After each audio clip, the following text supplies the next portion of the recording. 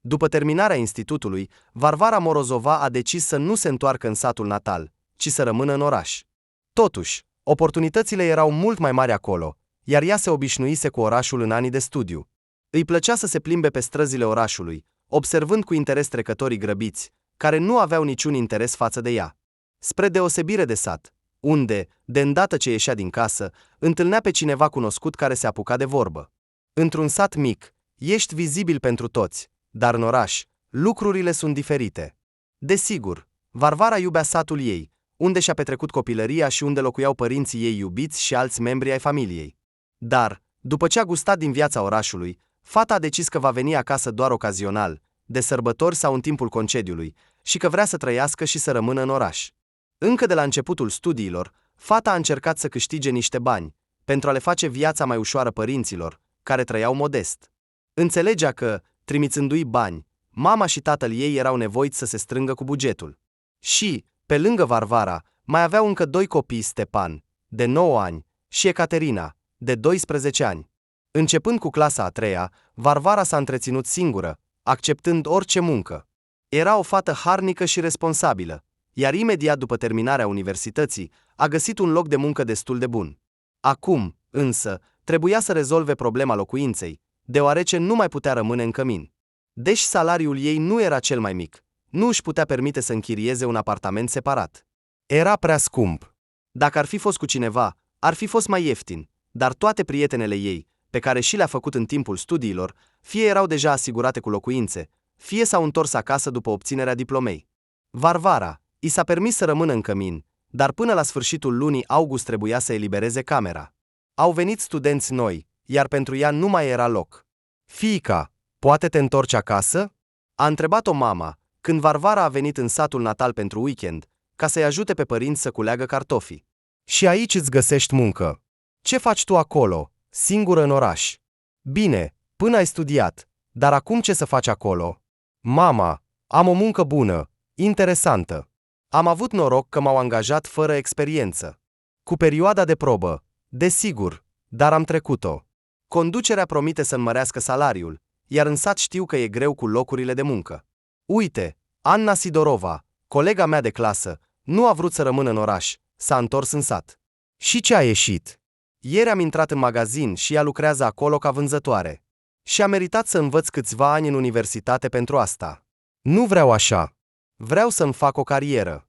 Îmi place foarte mult profesia mea." "Dar unde te gândești să locuiești?" "E foarte scump să închiriezi un apartament." "Nu poți să rămâi în cămin."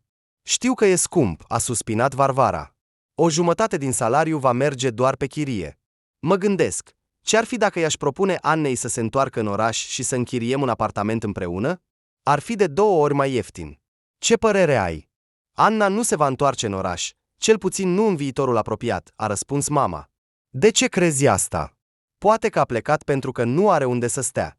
I-am propus o variantă bună. Am vorbit cu Lida, mama Annei. Noi lucrăm împreună." "Și ce?" "Că Anna este însărcinată. A început o relație cu un bărbat căsătorit. Când a aflat că va avea un copil, el a părăsit-o.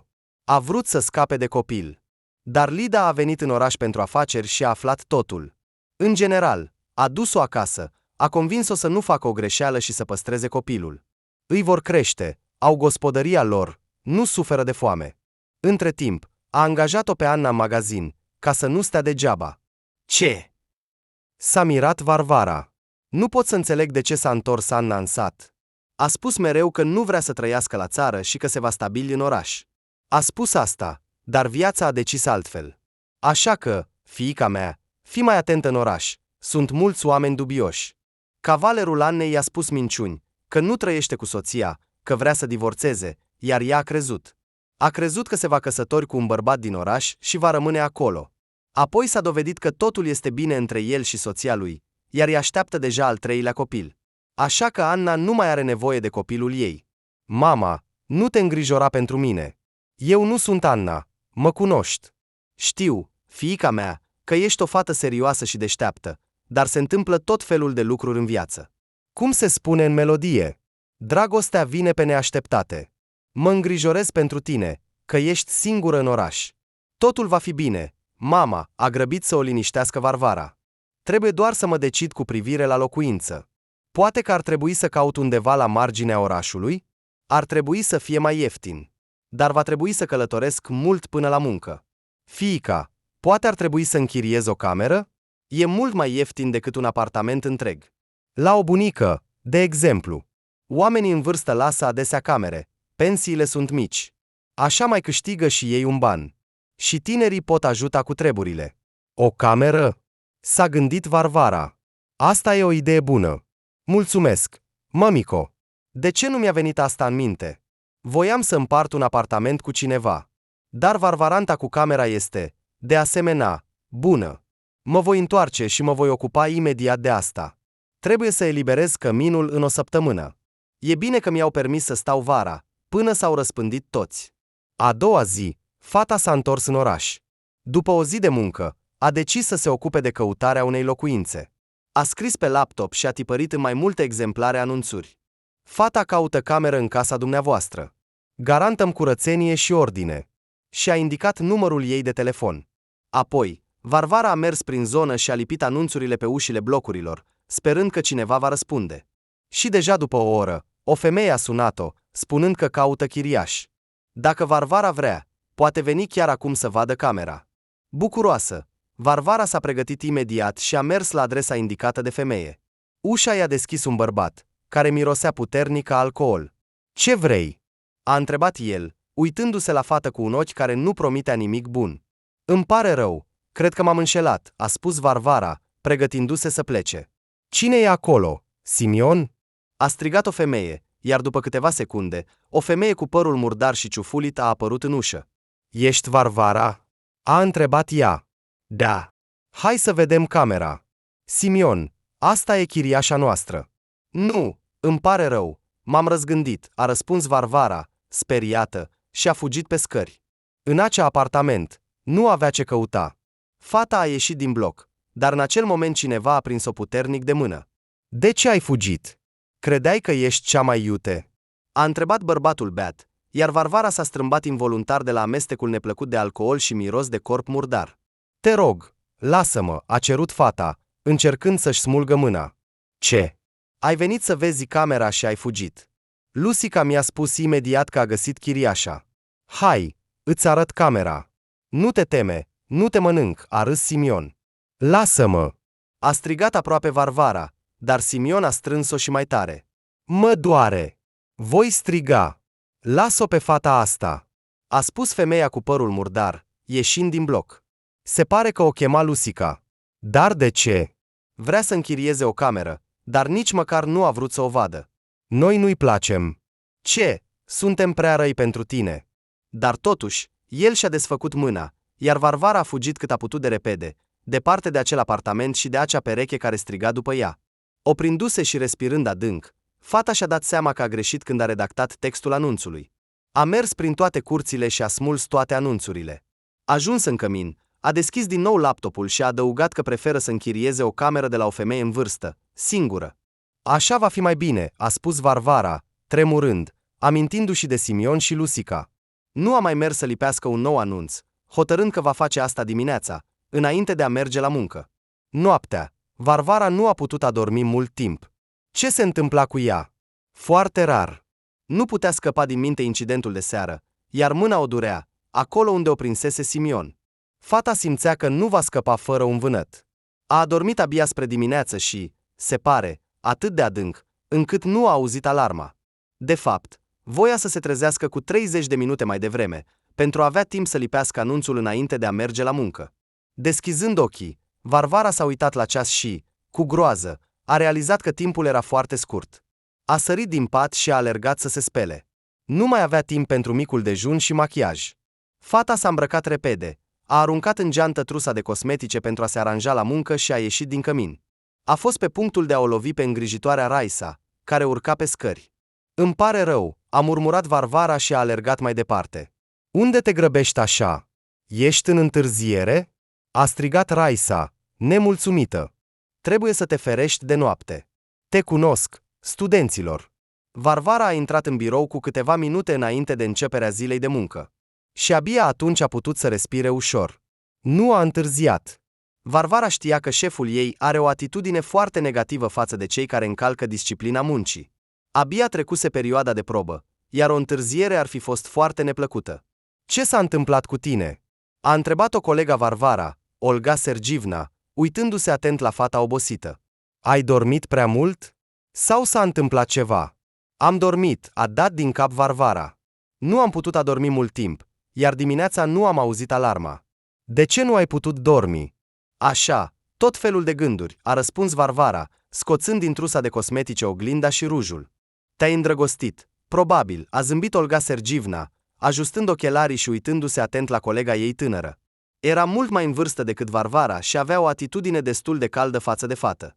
Avea 2 copii, iar fiica ei era cu puțin mai mică decât Varvara. Nu am timp de dragoste acum, a clătinat din cap Varvara. Caut locuință. În câteva zile trebuie să eliberez camera din cămin, iar eu nu am nimic pe listă. Înțeleg. Vrei să închiriezi un apartament? Am vrut, dar e prea scump pentru mine, așa că am decis să închiriez o cameră. Ieri am lipit un anunț, aproape imediat m-a sunat o femeie și mi-a propus să văd o cameră, dar, în cele din urmă, am dat peste niște alcoolici, abia am scăpat. Uite, mi-a rămas și un vânăt. Ce? A exclamat Olga Sergievna. Așa poți să te pui în probleme serioase. E mai bine să cauți printr-un agent imobiliar sau cunoscuți, căci anunțurile sunt riscante. Trebuie să plătesc agentului, dar acum nu am mulți bani. I-am ajutat pe părinți să pregătească pe Stepan și Ecaterina pentru școală, iar cunoscuți în oraș am puțini. În principal, colegii mei de studiu, majoritatea fiind ca mine, veniți din alte orașe. Dar de ce nu m-ai întrebat? Nu știam că ai probleme cu locuința. Deci, încă mai locuiești în căminul universitar? Da, mi-au permis să stau. Voi încerca să te ajut. Varvara. După câteva momente de gândire, a spus Olga Sergievna. O să întreb rudele și cunoscuții mei. Cred că vom găsi o cameră pentru tine. Serios? S-a bucurat Varvara. Îți mulțumesc, Olga Sergievna, mă ajuți foarte mult. Stai puțin cu mulțumirile, mai întâi să găsim ceva. Nu mai da anunțuri, căci altfel vei da din nou peste probleme. A doua zi, când Varvara a venit la muncă, Olga Sergievna i-a dat o veste bună. Am găsit o cameră pentru tine, Varvara. La o rudă de-a mea este o vecină în vârstă. Nu are nimic împotrivă să închirieze o cameră unei fete serioase. Îți voi da acum adresa. Seara poți merge să o vezi. E aproape. Doar 3 stații cu troleibuzul. Dacă vrei, poți merge și pe jos. Femeia se numește Maria Simionovna. După muncă, Varvara s-a dus să vadă camera. Speră că condițiile vor fi potrivite și că în curând va putea să se mute. Bună ziua, Maria Simionovna! A zâmbit fata, când femeia în vârstă i-a deschis ușa. Mă numesc Varvara. Mi s-a spus că poți închiria o cameră. Intră, Varvara, te aștept, a răspuns Maria Simionovna, lăsând-o pe fată să intre în apartament. Descalță-te și hai să vedem apartamentul tău. Condițiile nu erau luxoase, dar se putea locui. Și nu-i nimic că mă adresez la tine cu tu. Ești atât de tânără, aș putea să te consider nepoată. Desigur, nu-i nimic, așa e mai bine, a zâmbit fata. Asta e bine. Foarte confortabil, a spus Varvara, examinând viitoarea ei locuință. Îmi place. În cameră era curat și luminos. Din mobilier era tot ce era necesar, o canapea, un dulap cu 2 uși, un comoda, un birou și un scaun. Mobilierul era vechi, din vremurile sovietice, dar în stare bună. Pe podea era un mic covor, probabil făcut manual. Pe feronerie erau perdele albe, iar pe pervazul larg stăteau câteva plante de apartament în ghivece. Îți place cu adevărat? A întrebat Maria Simionovna. Da, mă mulțumește complet o astfel de cameră, a răspuns Varvara. Mă bucur, a zâmbit femeia în vârstă. Mă temeam că decorul ți se va părea prea demodat. Camera i-a plăcut cu adevărat, iar gazda și ea. Maria Simionovna părea de aproximativ 75 de ani. Era slabă, cu părul tuns scurt și aproape complet alb.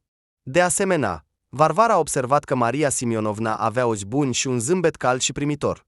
Femeia a menționat suma pe care o cere pentru cameră și a adăugat: dacă te mulțumește totul, poți să te muți chiar astăzi. Nu mai pot să-ți văd pașaportul și să-ți notez datele. Nu crede că sunt prea suspicioasă, dar așa trebuie pentru ordine. Varvara a înțeles, a dat din cap și a scos din geantă pașaportul și banii. A fost plăcut surprinsă de suma mică pe care a cerut-o Maria Simionovna pentru cameră. Am nevoie de timp să-mi adun lucrurile, așa că voi veni mâine, a spus Varvara. Bine, a spus gazda, atunci voi coace o plăcintă. Să sărbătorim mutarea ta și să ne cunoaștem mai bine. Fericită, Varvara s-a grăbit în cămin să înceapă să-și împacheteze lucrurile. Pe drum, a sunat-o pe Olga Sergievna, mulțumindu-i pentru ajutor și spunându-i că atât camera, cât și gazda i-au plăcut. Mă bucur pentru tine, Varvara, a răspuns colega. Ruda mea spune că Maria Simionovna este o femeie minunată. Numai să-i oferi uneori ajutor cu treburile, căci se va rușina să ceară, iar omul nu mai este tânăr. Înțelegi? Nu-ți face griji pentru asta, voi ajuta cu plăcere, a spus Varvara, entuziasmată. Împachetându-și lucrurile în pungi mari, Varvara se bucura că nu are obiceiul de a acumula. Nu-i place să aglomereze spațiul din jurul ei și, prin urmare, se desparte ușor de lucrurile de care nu mai are nevoie și încearcă să nu cumpere nimic în plus. Dar, chiar și așa, a dus la gunoi 2 pungi cu lucruri inutile. A doua zi, după muncă, Varvara a comandat un taxi și și-a mutat lucrurile în apartamentul Mariei Simionovna. Gazda, așa cum promisese, a copt o plăcintă și a invitat chiriașa să bea ceai. La ceai, au început să vorbească.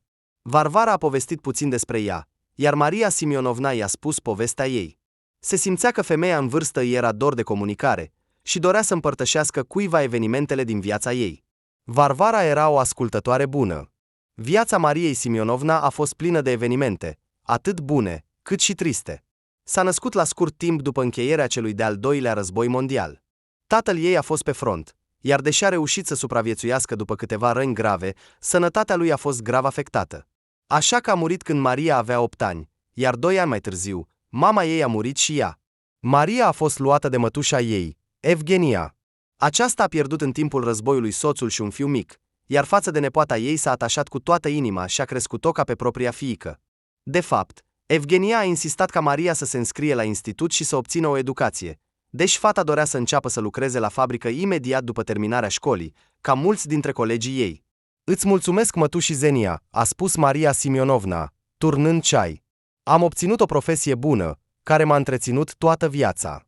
Să-i fie țărână ușoară mătuși Zenia, eu o consider a doua mea mamă. Imediat după terminarea institutului, obținând diploma de inginer constructor, Maria s-a angajat și s-a căsătorit cu un coleg de clasă. Nu a fost o nuntă propriu-zisă, tinerii s-au căsătorit și au sărbătorit puțin evenimentul cu prietenii de la institut. După un an, Maria a născut un fiu, Valeri.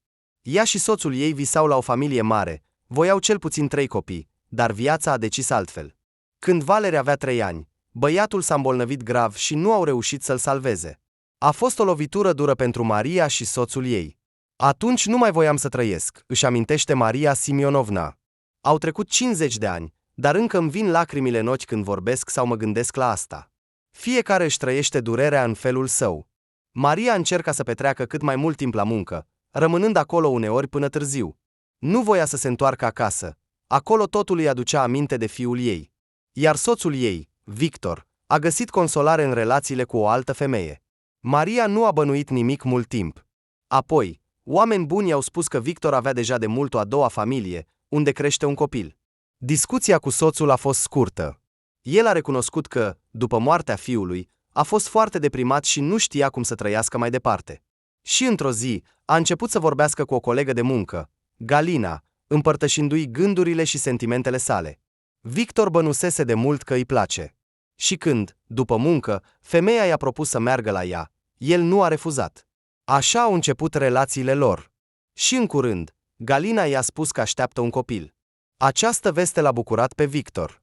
A decis că, atunci când va avea un copil, va înceta să se mai gândească constant la Valeri. De ce nu ai plecat de la mine, dacă ai o altă femeie și un copil? A întrebat Maria, simțind cum rana ei încă neîngrijită începe din nou să doară insuportabil și să sângereze.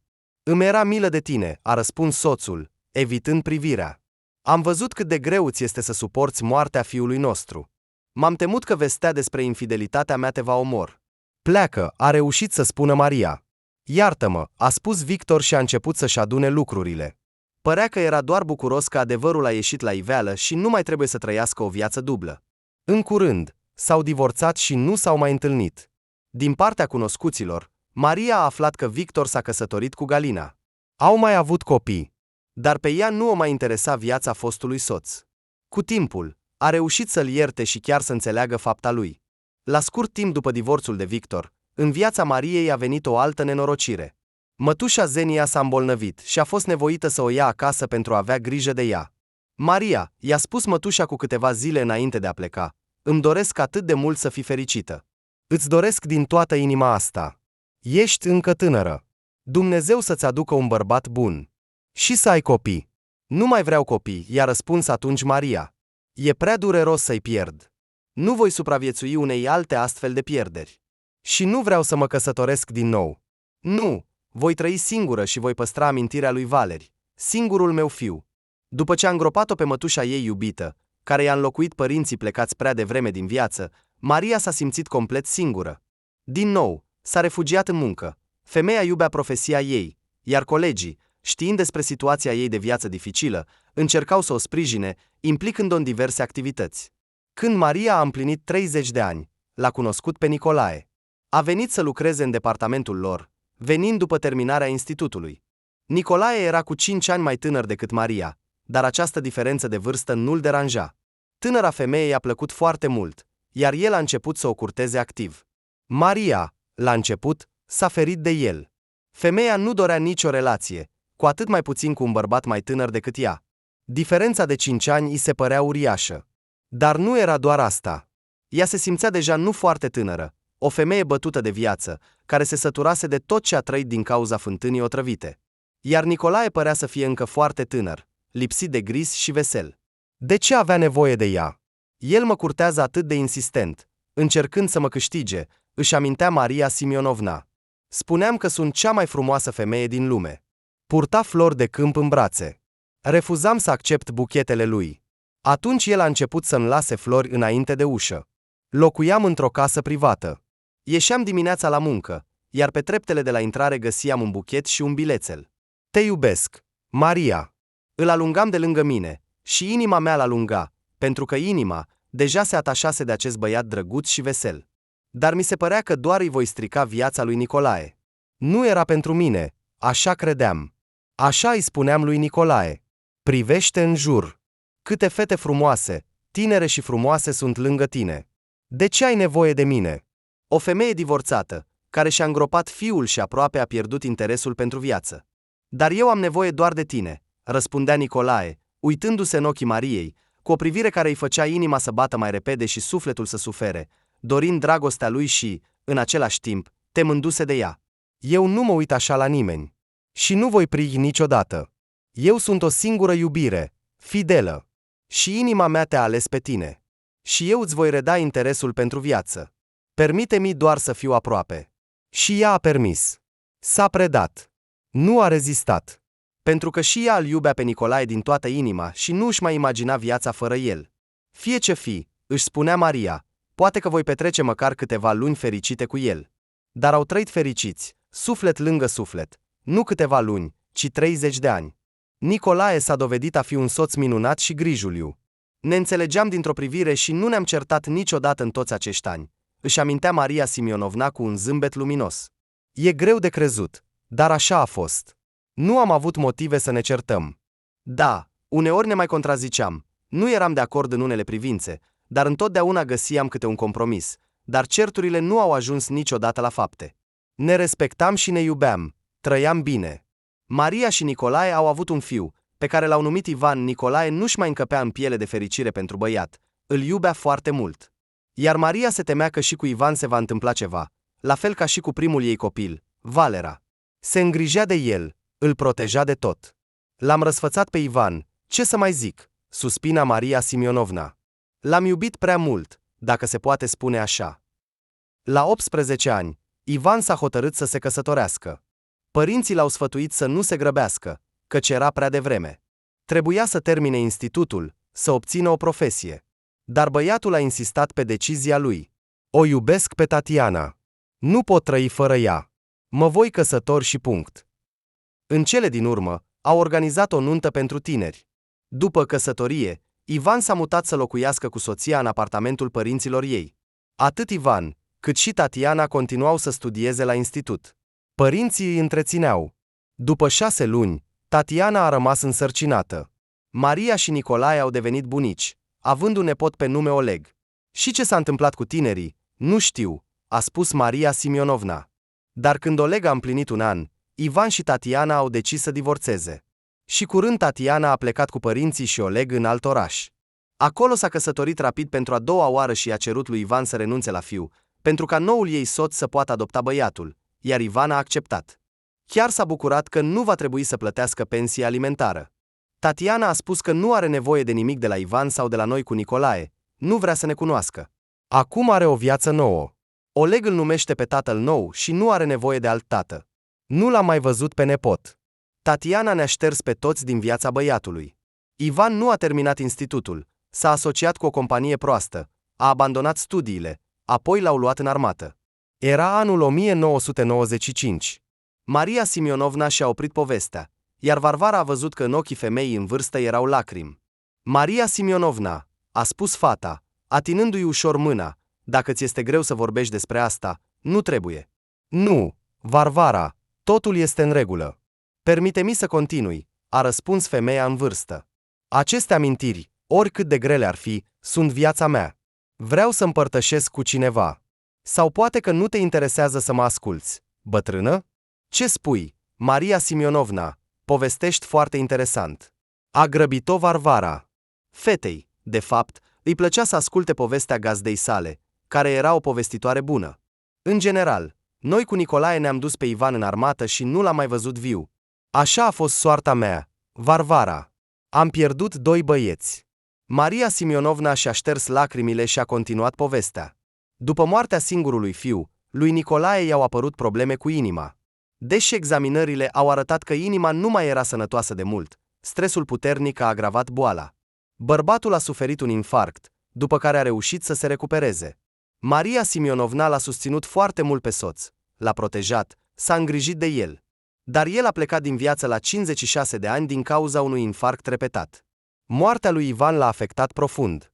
Îi plăcea foarte mult fiul, a suspinat Maria Simionovna. Iar eu am rămas din nou singură. Și iată că de mulți ani sunt singură. Trăiesc cu amintirile celor dragi care au plecat. Și aștept când mă voi putea întâlni cu ei. Căci mă voi întâlni cândva. Cred că în curând. Varvara se uita la Maria Simionovna și inima ei se rupea de milă pentru această femeie bună, care a avut parte de atât de multe suferințe. Cum poate cineva să îndure atât de mult și să rămână o persoană bună și luminoasă? Cum poate cineva să suporte toată această noapte de încercări grele și să nu-și piardă mințile? Oh, Varvara, te-am încărcat complet. Iartă-mă pe mine, bătrână, a suspinat Maria Simionovna, ștergând din nou o lacrimă. Cum ai reușit să înduri toate acestea? A fost greu. Au fost momente în care mi-am dorit să plec din viață. Dar într-un moment am realizat că trebuie să continui să trăiesc. Fiecare are soarta lui, crucea lui, drumul lui. Și trebuie să trăiești cinstit, fără răutate, fără invidie, să nu te plângi de soartă.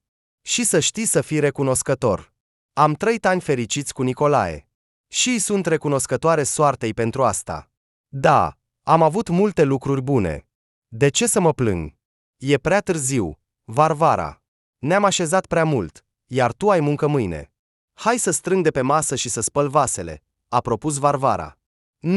Nu, eu singură, nu am unde să mă grăbesc. Și ce să spăl aici? 2 cești, 2 farfurii. Du-te să te odihnești, mă descurc. E o bucurie pentru mine. Să spăl o cană pentru cineva. Atâția ani singură. Uimită de povestea Mariei Simionovna, Varvara nu a putut adormi mult timp.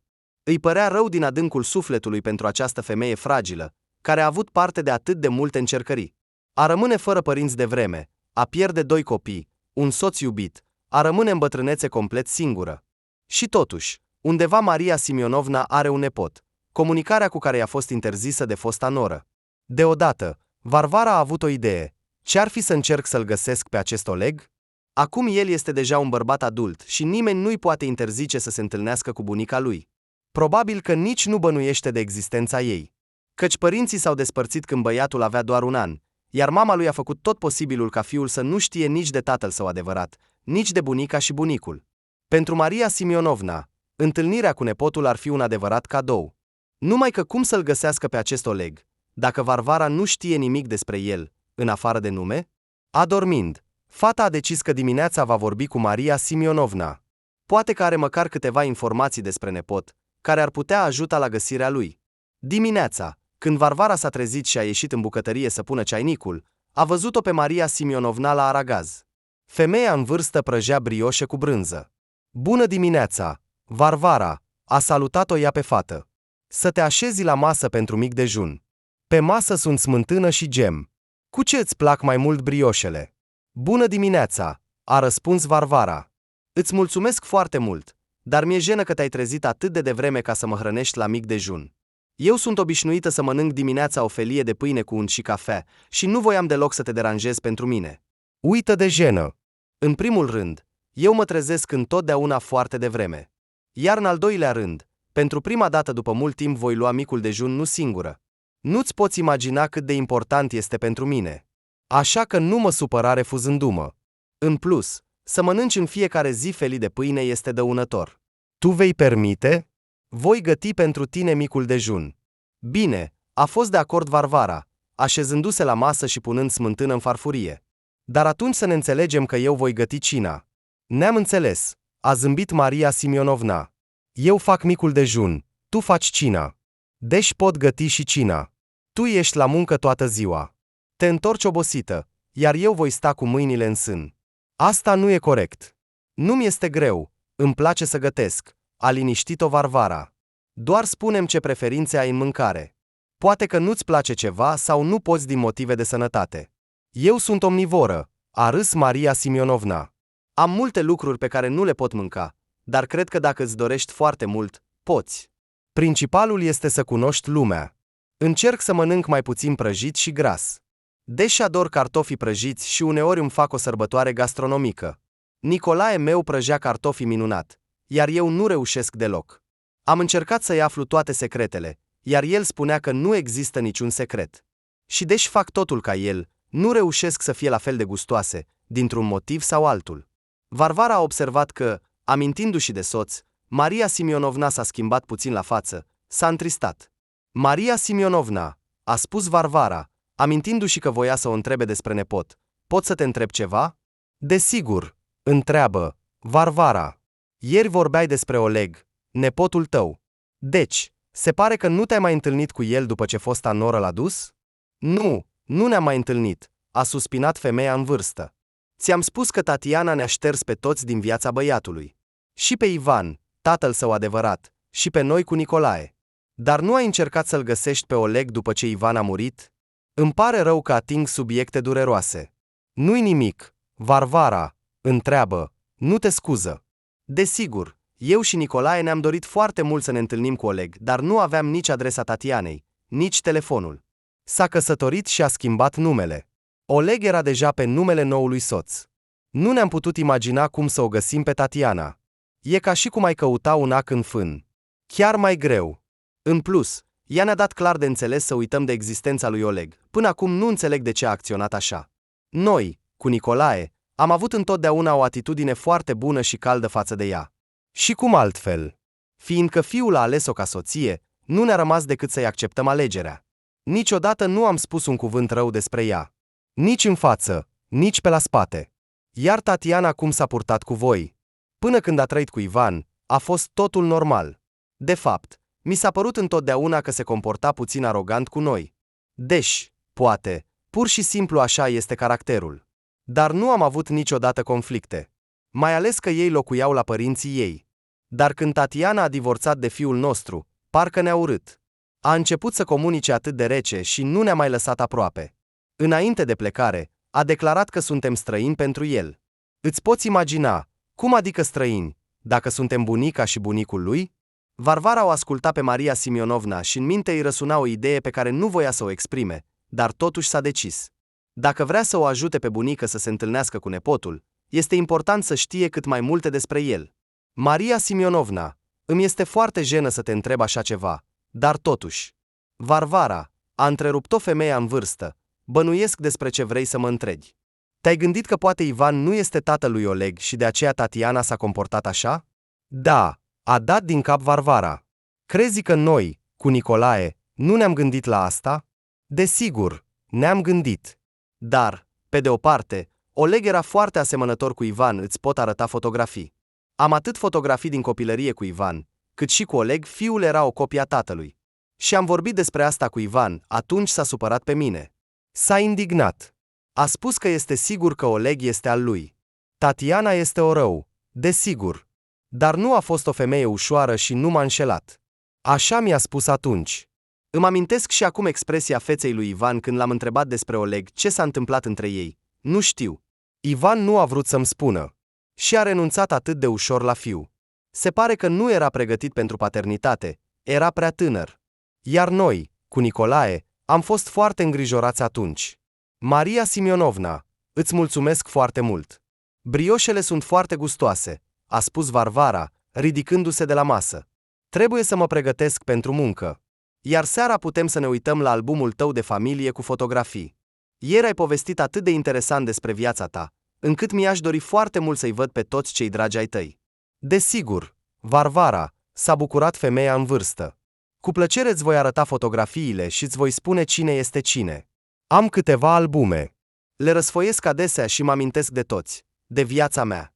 Ce bine că ai decis să închiriezi o cameră la mine. E o bucurie pentru mine, bătrână.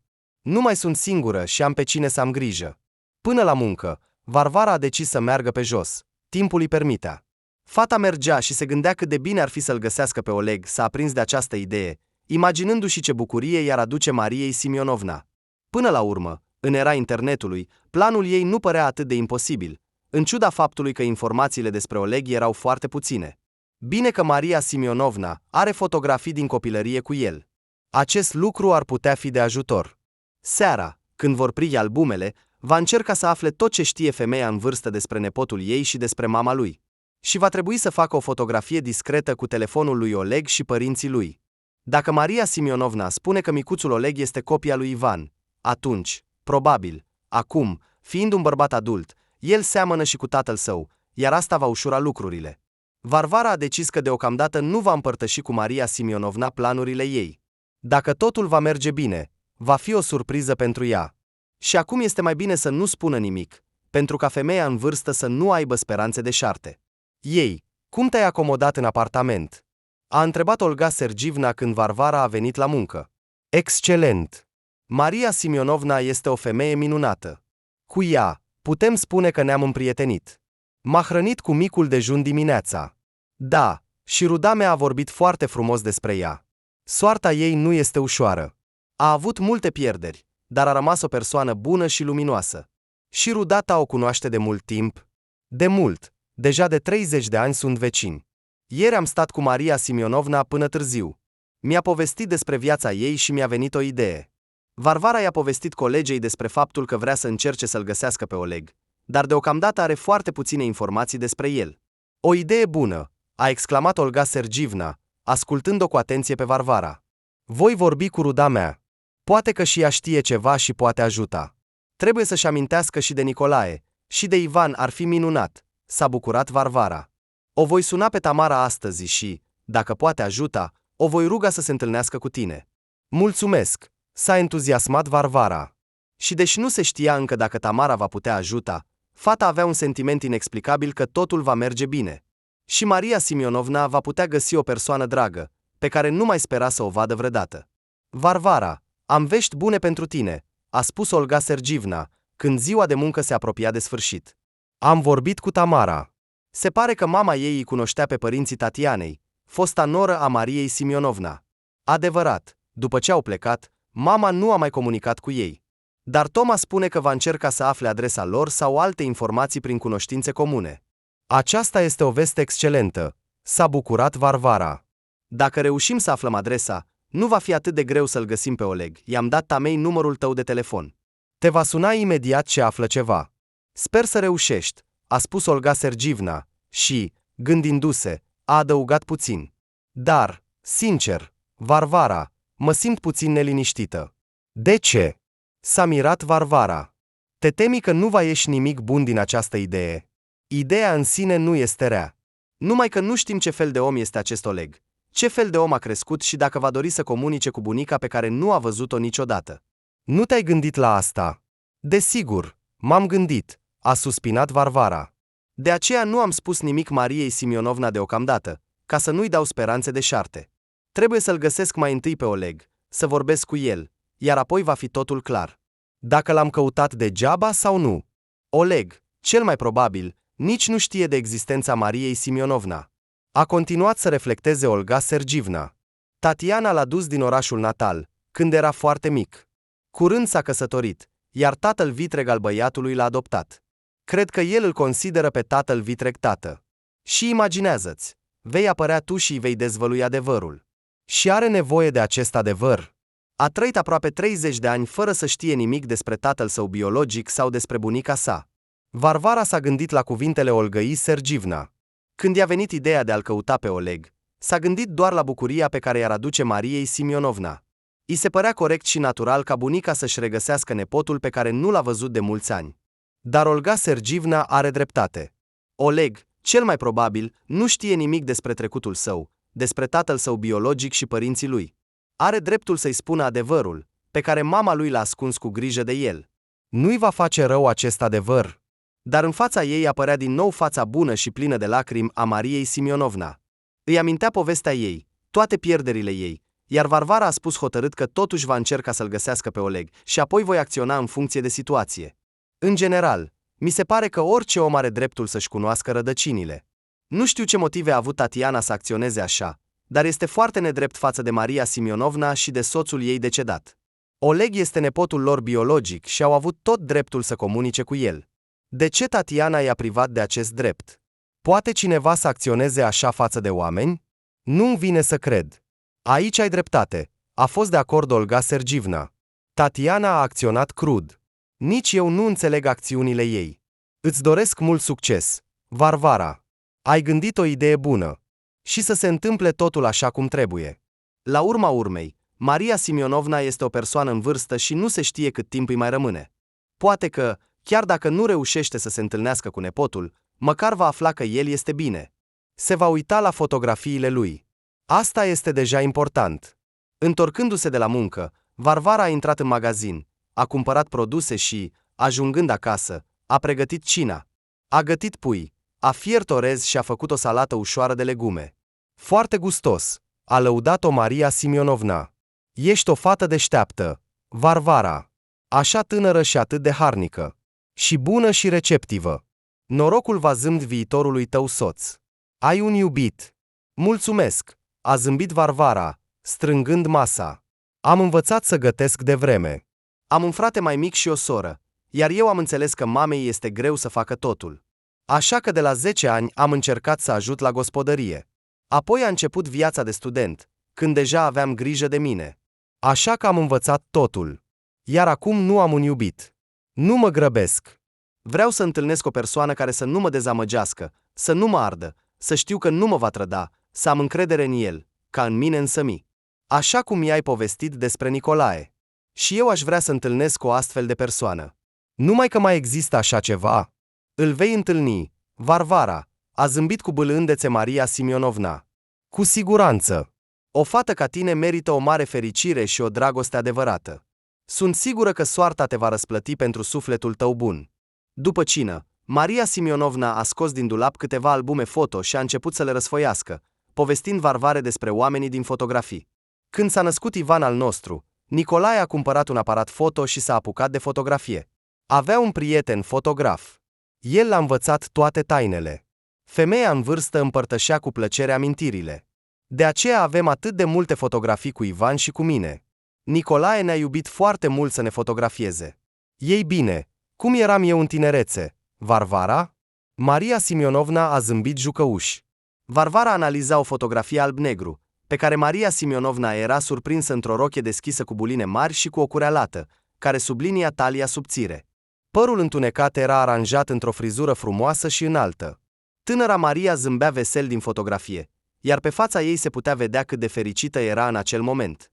Ești aici extraordinar de feminină și frumoasă, s-a minunat sincer Varvara. Mulțumesc, a răspuns femeia în vârstă, iar fața ei s-a luminat cu un zâmbet fericit. Și acum mă uit la mine tânără și mă admir, dar în acele vremuri nu m-am considerat niciodată o frumusețe, căutam tot felul de defect în mine. Acum cred că toți tinerii sunt frumoși. Tinerețea în sine este minunată. Ah, acum aș da totul pentru a mă întoarce în acele vremuri. Nicolae era aproape, Ivan era mic.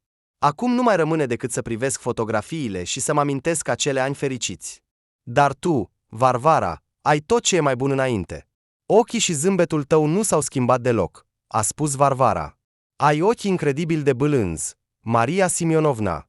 Ești o persoană foarte caldă, atât de confortabil lângă tine. Mulțumesc, draga mea. Femeia în vârstă s-a simțit puțin jenată. Nimeni nu mi-a spus de mult timp cuvinte atât de plăcute. Iar uite, în aceste fotografii este deja micuțul Oleg, adevărat că seamănă cu Ivan, când acesta era încă mic. Foarte asemănător, a fost de acord Varvara. Dacă nu ai ști că acesta este tată și fiu, ai putea crede că este același copil. Da, o asemănare uimitoare. De aceea nu am nicio îndoială că Ivan este tatăl lui Oleg. Mi-ar plăcea să-l văd măcar o dată, să-l privesc, să-l îmbrățișez, să vorbesc cu el. Știi, Vară, uneori mă culc și mă cuprinde o tristețe. Stau și mă gândesc de ce mă ține Dumnezeu pe acest pământ. I-am pierdut pe toți cei dragi, iar eu continui să trăiesc. Apoi mă amintesc că undeva am un om drag, nepoțelul, băiețelul lui Ivan, și sufletul meu devine mai cald. Ivan a plecat de vreme din viață, dar a lăsat un fiu. Continuarea lui. Și continuarea noastră cu Nicolae. Și poate că Oleg are și el copii? Nepoții mei? Mi-ar plăcea să mă întâlnesc cu nepoțelul. Atunci aș putea muri liniștit. Dar cum să-l găsesc? Maria Simionovna a șters o lacrimă, iar Varvara s-a gândit că trebuie să-l găsească pe Oleg, această femeie în vârstă și incredibil de bună, care a trecut prin atâtea dificultăți în viață, care și-a pierdut toți cei dragi. Oare nu merită o picătură de fericire? Și cine, dacă nu ea, Varvara, o va ajuta în acest sens? Varvara a dorit foarte mult să o îmbrățișeze pe Maria Simionovna și să-i spună că intenționează să-l caute pe Oleg, dar fata și-a stăpânit impulsul. Nu trebuie să vorbesc despre asta prea devreme. Pe lângă fotografiile micuțului Oleg, în album erau și imagini cu Tatiana și părinții ei. Varvara a profitat de momentul în care Maria Simionovna a ieșit din cameră și a fotografiat cu telefonul tot ce ar putea fi util. De asemenea, a reușit să afle și câteva detalii interesante. Înainte de a se culca, fata a notat în carnet tot ce a reușit să afle despre Oleg și mama lui, inclusiv datele lor de naștere. Informațiile erau puține deocamdată, dar se bucura că există fotografii și spera că și Tamara va putea afla ceva. Oleg Ivanțov a împlinit 27 de ani când a aflat că Dmitri Borisovici nu este tatăl său biologic. I-a spus acest lucru bunica sa, Galina Ivanovna. Femeia în vârstă s-a îmbolnăvit grav și a fost internată în spital. Știa că nu mai are mult de trăit. Își iubea foarte mult singurul nepoțel, iar Oleg, de asemenea, avea o relație caldă cu ea. Oleg, trebuie să-ți spun ceva important, i-a spus Galina Ivanovna nepoțelului când acesta a venit să o viziteze în spital. Bine că suntem doar noi doi. Mamei tale nu i-ar plăcea că am decis să-ți spun totul. Bunico, ce fel de secrete? S-a mirat Oleg, așezându-se lângă patul ei, ținând-o de mână. Te rog, ascultă-mă, nu mă întrerupe, a spus bătrânica încet. Îmi este greu să vorbesc, dar este cu adevărat foarte important. Te ascult cu atenție, bunico. Am trăit mult timp cu această povară pe suflet. A început să-i povestească lui Galina Ivanovna încet, cu opriri.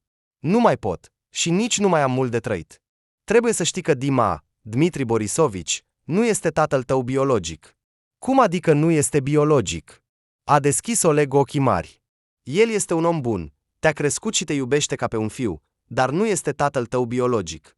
Ce ciudat, nu-i venea să creadă Oleg. Și cine este tatăl meu adevărat? Se numea Ivan, părinții tăi s-au căsătorit foarte tineri. Amândoi aveau 18 ani. Au studiat împreună la universitate. Și noi cu tatăl. Și părinții lui Ivan i-au descurajat pe tineri să facă acest pas. Nu le-a interzis nimeni să se întâlnească, dar de ce să se grăbească să-și întemeieze o familie? Ar fi trebuit să termine mai întâi studiile. Dar atunci s-au încăpățânat amândoi, a trebuit să ne conformăm.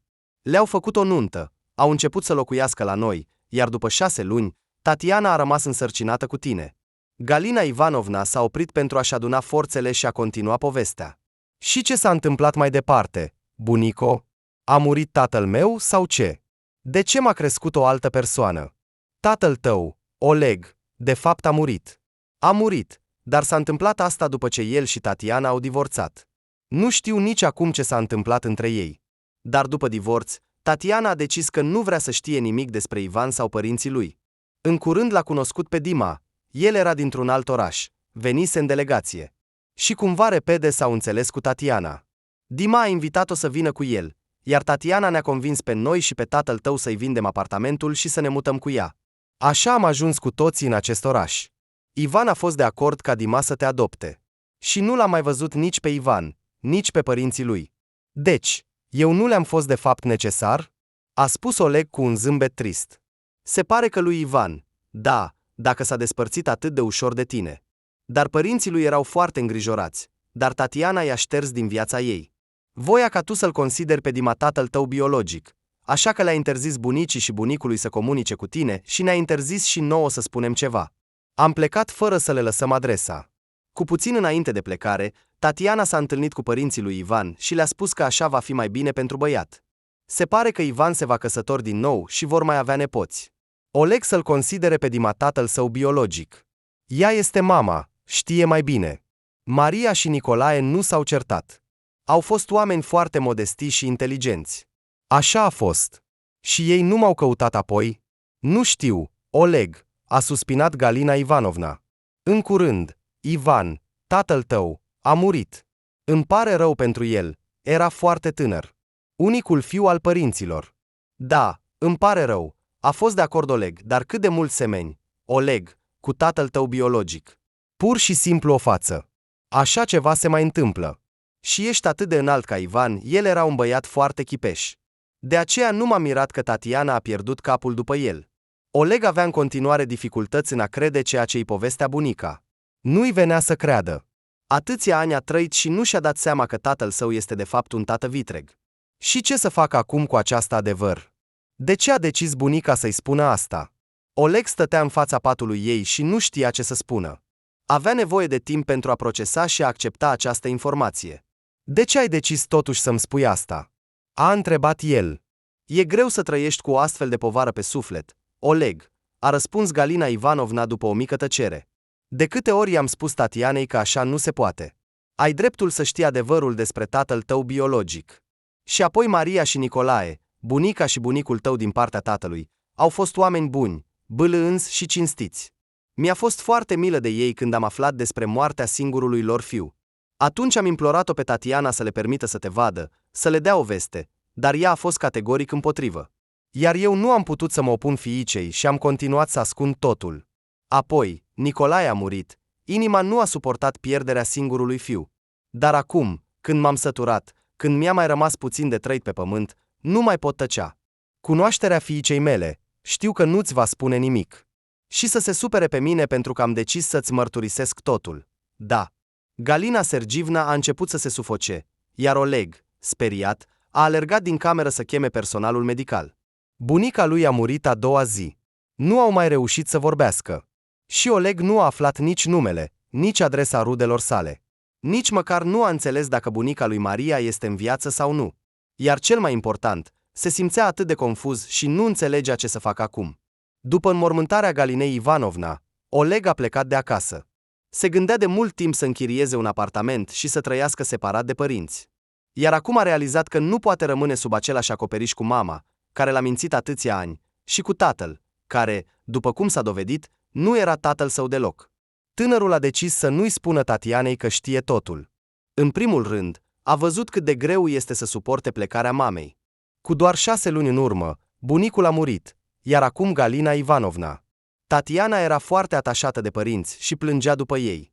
Oleg, deși era supărat pe mama în sufletul său, o iubea totuși, așa că a decis să aștepte o vreme, înțelegând că este greu. Dar discuția era inevitabilă.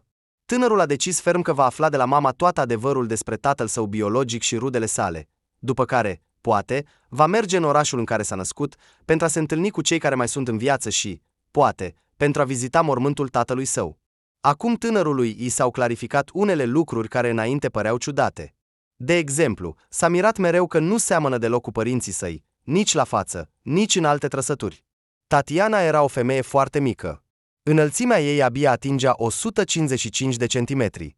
Dmitri era, de asemenea, scund, iar Oleg, deja la 16 ani, crescuse până la 185 de centimetri și nu înțelegea de unde provenea această înălțime.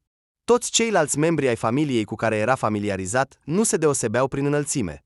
La întrebarea fiului său, Tatiana a răspuns că străbunicul său biologic, care a murit înainte de nașterea lui, era responsabil pentru înălțimea sa. Din păcate, nu au rămas fotografii. De asemenea, în albumul său de copil nu erau fotografii cu tatăl său. Oriunde apărea, era fie singur, fie cu mama sau cu părinții ei. Prima fotografie comună cu Dmitri a fost făcută când Oleg avea deja 1 an și jumătate. Totuși, și la această întrebare, Tatiana a găsit un răspuns. Tatăl tău pleca adesea în delegații, atunci erai mic, iar o parte din fotografii, inclusiv cele cu voi doi, s-au pierdut pur și simplu. Și acum, când Oleg se gândea la cât de mulți ani a trăit în ignoranță despre tatăl său adevărat, îi reveneau în minte unele momente. Oleg știa că s-a născut într-un alt oraș. Acest oraș era menționat în certificatul său de naștere și apoi în pașaportul tânărului. Mama îi spunea că au plecat pentru că tatălui i s-a oferit o slujbă bună în județul vecin. Acum Oleg știa de ce a avut loc de fapt mutarea. Îi mai dorea și înainte să viziteze orașul în care s-a născut. Când era copil, adesea îi cerea bunicului Victor Ignatievici, cu care petrecea mult timp, să-i povestească despre locurile natale. Acum Oleg era și mai dornic să viziteze locul nașterii sale. Dar mai întâi trebuia să se decidă să discute cu mama. Dacă tot avea de gând să meargă, nu doar pentru a cunoaște orașul, ci și pentru a se întâlni cu rudele sale din partea tatălui. Tânărul a decis să aștepte câteva luni pentru a-i oferi mamei timp să se refacă după moartea Galinei Ivanovna și apoi să-i mărturisească că știe totul. Dar nu doar din acest motiv amâna această discuție dificilă cu mama. În ultima vreme, Tatiana nu se simțea bine. Femeia avea probleme cu inima și hipertensiune. Moartea părinților ei a afectat-o. Oleg, deși dorea foarte mult să afle totul despre tatăl său biologic, se temea că discuția pe această temă o va face pe mamă să se streseze foarte mult, ceea ce va afecta sănătatea ei. Cu atât mai mult cu cât, dacă va afla că adevărul i-a fost dezvăluit de Galina Ivanovna. Cel mai puțin dorea Oleg ca mama să se supere și să fie supărată pe bunica decedată. Așa că se gândea că ar fi mai bine să-i spună mamei că a aflat totul nu de la bunică, ci de la altcineva sau pur și simplu întâmplător. Dar deocamdată nu a găsit nimic și a așteptat momentul potrivit pentru discuție. În cel mai rău caz, putea vorbi nu cu mama, ci cu tatăl vitreg. Dmitri Borisovici era un om bun și l-ar fi înțeles pe Oleg, dar nu era sigur că tatăl vitreg știe ceva despre rudele lui Ivan în cele din urmă. Oleg era indecis și nu știa cum să procedeze corect. Fiind prin natura sa o persoană bună, nu dorea să facă rău cuiva în căutarea adevărului, dar nici să lase totul așa cum era nu putea. Recent, Oleg a aflat că bunica i-a lăsat apartamentul ei. Tânărul a fost plăcut surprins. Deși nu era nimic surprinzător în gestul Galinei Ivanovna. Tatiana era singura ei fiică, iar Oleg era singurul și foarte iubit nepoțel. Mama lui Oleg era complet de acord cu decizia Galinei Ivanovna, considerând-o corectă. Dar Oleg, care locuia deocamdată într-un apartament închiriat, nu se grăbea să se mute în apartamentul bunicii. Uneori mergea acolo seara, răsfoia vechile albume cu fotografii, răsfoia lucrurile rămase de la bunica și bunicul și se gândea mult la cât de efemeră este viața umană. Își amintea cum bunicul îl lua cu el la pescuit și la cules de ciuperci. Anume Victor Ignatievici i-a insăflat dragostea pentru natură, l-a învățat să se descurce în ciuperci și fructe de pădure, să se orienteze după soare în pădure. Odată, pe când avea 9 ani, Oleg a auzit din întâmplare cum bunica, vorbind la telefon cu cineva, a spus: Victor și-a dorit atât de mult un fiu, dar Dumnezeu nu ne-a dat mai mulți copii. Așa că Oleg acum este fiul lui Victor. Cât de mult îi place să se joace cu el. Îl ia cu el peste tot, iar Oleg se leagă de bunicul. Sânge de sângele lui, ce să mai spunem? Iar Dima, deși este un tată bun și îl iubește pe băiat ca pe un fiu, nu au acea apropiere pe care o au bunicul și nepoțelul. Oleg, fiind un băiat isteț, s-a mirat atunci de ce bunica a spus că tatăl îl iubește ca pe un fiu. Dar nu a întrebat nimic, gândindu-se că, cel mai probabil, a înțeles greșit ceva. Gândurile că Dmitri nu este tatăl său nu i-au venit lui Oleg și abia acum își amintea tot mai multe detalii, fragmente de conversații întâmplătoare auzite între adulți, și multe lucruri au început să se așeze la locul lor. Odată, venind din nou în apartamentul bunicii și bunicului, tânărul a decis să răsfoiască documentele din sertarele biroului. Voia să păstreze ceva ca amintire, să arunce ce nu-i trebuia. În sertare erau în principal scrisori vechi. Felicitări pentru diferite sărbători. Caiete în care bunica nota rețete și sfaturi utile. Tăieturi din ziare și reviste. Răsfoi în toate acestea, Oleg a văzut o fotografie care l-a făcut să tresară. Din fotografie se uita la el un tânăr, foarte asemănător cu el. Desigur, Oleg a realizat imediat că acesta era Ivan, tatăl său biologic. Se pare că bunica și bunicul au păstrat această fotografie în secret de fiica lor, care a distrus toate imaginile pentru a îngropa tot ce avea legătură cu primul ei soț. Așa că așa arăta tatăl, a spus Oleg, examinând cu atenție fotografia. De ce ai renunțat atât de ușor la mine? Și ce s-a întâmplat între tine și mama, de nu ați vrut să vă cunoașteți după despărțire? La câteva zile după ce Varvara a privit albumele de familie ale Mariei Simionovna, a sunat-o o rudă a Olgăi Sergivna, Tamara, și a invitat-o pe fată la ea, deoarece reușise să obțină de la o cunoscută câteva informații despre Oleg și rudele sale. Seara, întorcându-se de la muncă, Varvara a decis să se oprească la Tamara, care locuia în același bloc cu Maria Simionovna. Fata i-a spus dimineața proprietarei apartamentului că se va întârzia puțin la muncă, ca să nu se îngrijoreze. Deși Varvara locuia de doar o săptămână cu Maria Simionovna, femeia în vârstă s-a atașat de ea. Și acum aștepta cu nerăbdare întoarcerea ei de la muncă în fiecare zi.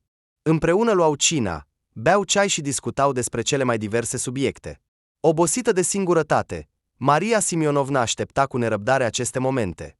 Ea pregătea cina pentru venirea chiriașei, deși se înțeleseseră că se va ocupa Varvara de cină. Varvara, permite-mi să am grijă de tine, a cerut Maria Simionovna cu un ton implorator, când fata i-a amintit că ar dori să gătească singură. Tu ești la muncă toată ziua și te obosești, iar mie nu-mi este deloc greu. Îmi place să gătesc, mai ales când am pe cineva pentru care să gătesc. Mă simt chiar mai bine de când te-ai mutat la mine. Am senzația că mi-a apărut o nepoată de care pot avea grijă. Te rog să mă ierți pentru aceste cuvinte. Poate că nu-ți face plăcere să le auzi. Ce spui, Maria Simionovna? A grăbit Varvara să o liniștească. A avea o bunică ca tine este o fericire. Dacă este atât de important pentru tine și nu-ți este greu, atunci bine. Hai să facem așa. Tu vei pregăti cina. Numai eu voi cumpăra produsele. Tu deja iei de la mine foarte puțin pentru cameră. Nu-mi ajunge să-ți cheltui pensia pe mine. Hai să ne înțelegem. Vei face o listă cu produsele de care ai nevoie pentru mâine. Iar eu voi cumpăra tot. Sunt de acord, Varvara, s-a bucurat Maria Simionovna. Mulțumesc pentru inima ta bună, m-a onorat bătrânica. Pe obrașele femeii în vârstă au strălucit lacrimi, iar Varvara s-a gândit din nou cât de rău este să fii o persoană singură și cât de important este să ai pe cineva lângă tine cu care să poți vorbi măcar. Varvara, ar fi foarte bine dacă ai reușit să-l găsești pe Oleg, a spus Tamara, invitând fata în bucătărie. Și turnându-i ceai. Atât de mult îmi doresc ca mătușa Maria să aibă o persoană dragă. Desigur, nu se știe dacă nepoțelul va dori să o întâlnească, dar sperăm că a crescut un om bun și nu își va respinge bunica. O cunosc pe mătușa Maria de mult. Mama mea a comunicat des cu ea, cât timp a locuit aici. Era o familie bună, trăiau în armonie. Apoi toate aceste nenorociri au început să se abată. Ivan a murit, unchiul Nicolae a murit. Mătușa Maria a rămas complet singură. Ce fericire ar fi fost dacă ar fi putut să-l vadă pe Oleg. Și eu îmi doresc foarte mult ca totul să reușească, a răspuns Varvara. Atunci hai să-ți povestesc imediat tot ce am reușit să aflu. De la Tamara, Varvara a aflat numele și prenumele tatălui vitreg al lui Oleg, precum și adresa părinților Tatianei și câteva alte informații nu atât de importante, dar totuși interesante. Tatiana și soțul ei s-au mutat imediat separat de părinți. Și cunoscuta mea, din păcate, nu știe adresa lor, a spus Tamara. Dar cu mama Tatianei, Galina Ivanovna, a păstrat legătura o vreme după plecarea lor. Au corespondențiat. E bine că scrisorile s-au păstrat. Cunoștința spune că voia să le arunce, dar nu a putut, parcă simțea că ar putea fi utile. Dar nici ele nu au mai comunicat de mai bine de 10 ani, așa că nu se știe dacă Galina mai trăiește cu soțul ei la acea adresă. Și, în general, dacă mai sunt în viață? Atâta timp a trecut, multe s-ar fi putut schimba. Ajuns acasă, după cină și o discuție cu Maria Simionovna, Varvara a decis să-l caute pe Oleg pe rețelele sociale. Acum, când știa nu doar numele și data nașterii, ci și prenumele, speranțele de a-l găsi au crescut considerabil. Dar nu a găsit pe nimeni cu aceste date pe rețelele sociale. Aceasta a întristat-o pe Varvara. Era aproape sigură că Oleg avea o pagină undeva. Fata s-a culcat, hotărând că a doua zi se va gândi cum să continue căutările. Într-o zi liberă, Oleg a venit în apartamentul bunicii pentru a răsfoi din nou mai atent toate documentele, actele și albumele cu fotografii. Spera să descopere ceva interesant, ceva care l-ar putea ajuta să-și găsească rudele tatălui. De vreme ce bunica și bunicul au păstrat fotografia lui Ivan, ar fi putut păstra și altceva. Poate că undeva este notat adresa la care Ivan locuia cu părinții săi. Oleg își amintea că bunicul Victor Ignatievici avea un carnet de notițe pe care îl purta mereu cu el. Bunicul nota acolo numerele de telefon și adresele rudelor și cunoscuților, făcea diverse notițe, întocmea liste de sarcini. Odată, el i-a spus nepotului său că acest caiet uzat este mai scump decât pașaportul. Dar pașaportul ce? Poate fi refăcut. Dar în această carte se află atât de multe informații importante pentru mine. Aici este toată viața mea. De aceea îl păstrez mereu cu mine. Așa că, lui Oleg îi se părea că în acest caiet de notițe ar fi găsit cu siguranță ceva important și dorea foarte mult să-l găsească.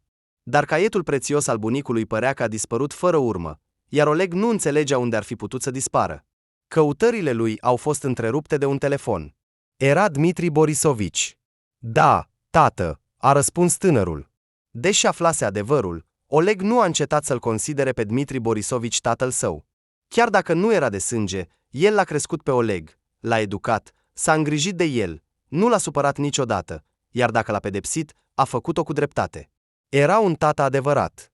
Spre deosebire de Ivan, care a renunțat atât de ușor la fiu, despărțindu-se de Tatiana. Și cu Dmitri Borisovici, Oleg nu avea de ce să se supere. Galina Ivanovna, în ultima sa conversație cu nepotul, a lămurit clar că Tatiana a fost cea care a dorit să ascundă adevărul de fiu, iar ceilalți au trebuit să se conformeze deciziei ei. Oleg, mama este la spital, a spus Dmitri Borisovici. Ce s-a întâmplat? S-a îngrijorat Oleg inima? Încă de dimineață a vorbit cu mama la telefon, iar ea era într-o stare normală, împărtășindu-i planurile pentru duminică și neplângându-se de o stare proastă. Da, inima a durut-o, a răspuns tatăl.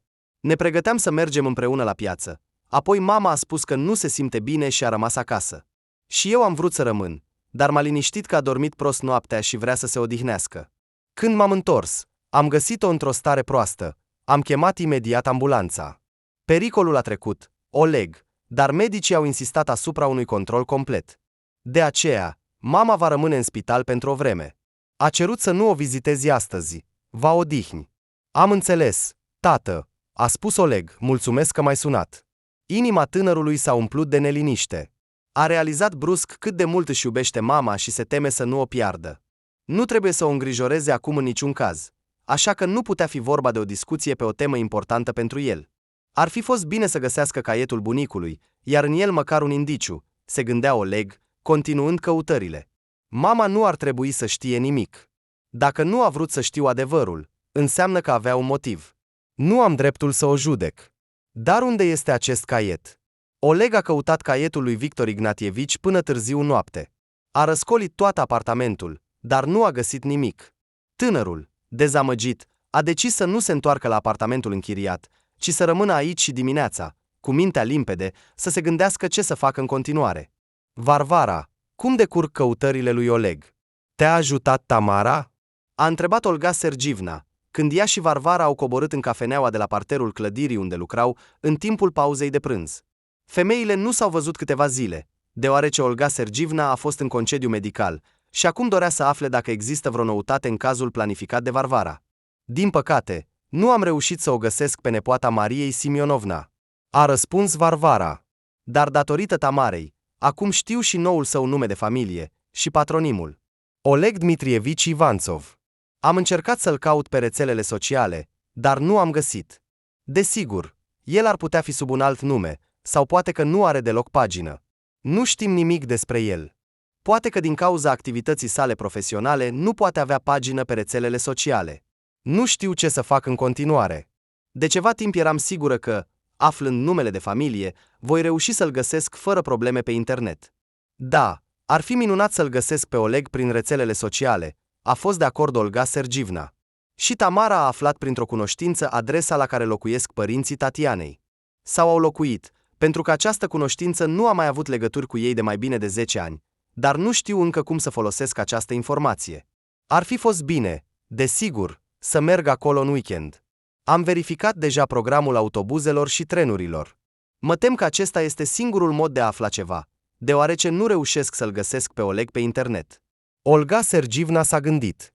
Exact, a dat din cap Varvara. Nu văd alte opțiuni pentru moment. În acel moment, chelnerul a adus comanda, iar femeile au început să mănânce. Bună ziua, nu deranjez?